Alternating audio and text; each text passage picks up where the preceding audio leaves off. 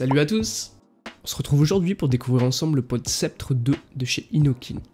Après la réussite du pod Sceptre premier du nom, classé dans les meilleurs pods de l'année 2020, Inokin revisite sa référence et nous propose une nouvelle version pleine d'innovation.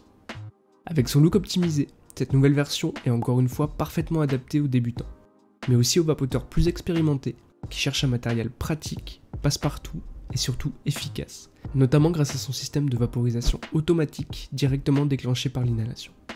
Ce petit pod se démarque aussi par sa polyvalence. Selon la résistance spectre choisie, vous aurez la possibilité de profiter d'un tirage serré en MTL ou plus aérien en RDR.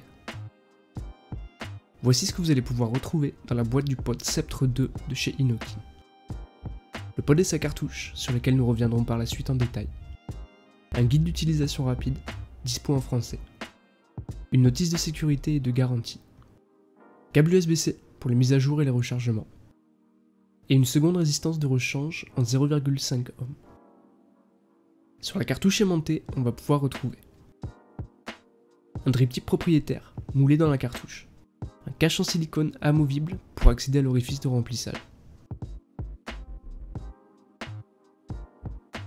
un réservoir transparent en PCTG d'une contenance de 3 ml. Les résistances Sceptre seront pluggables sur cette cartouche via une bague vissable et réutilisable.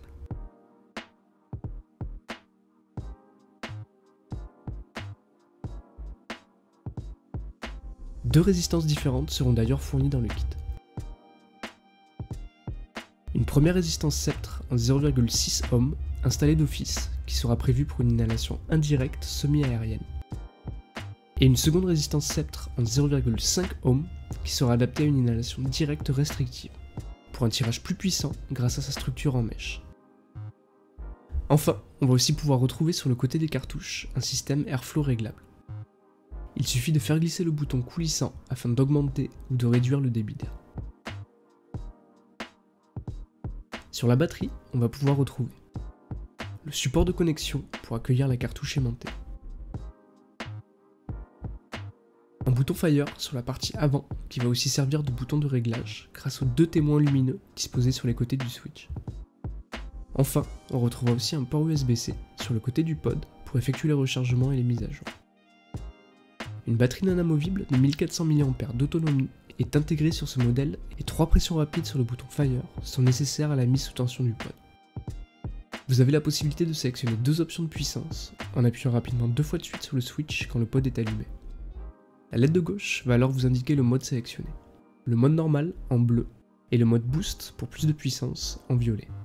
Le niveau de charge de la batterie sera quant à lui renseigné grâce à la LED de droite. Vert pour un niveau de batterie supérieur à 30%, orange pour un niveau de batterie situé entre 10 et 30%, et enfin rouge pour un niveau de batterie inférieur à 10%. Et voilà, on en a fini avec l'unboxing du pod Sceptre 2 de la marque Inokin. Merci d'avoir visionné cette vidéo, et à très bientôt sur le site cigaretteelec.fr.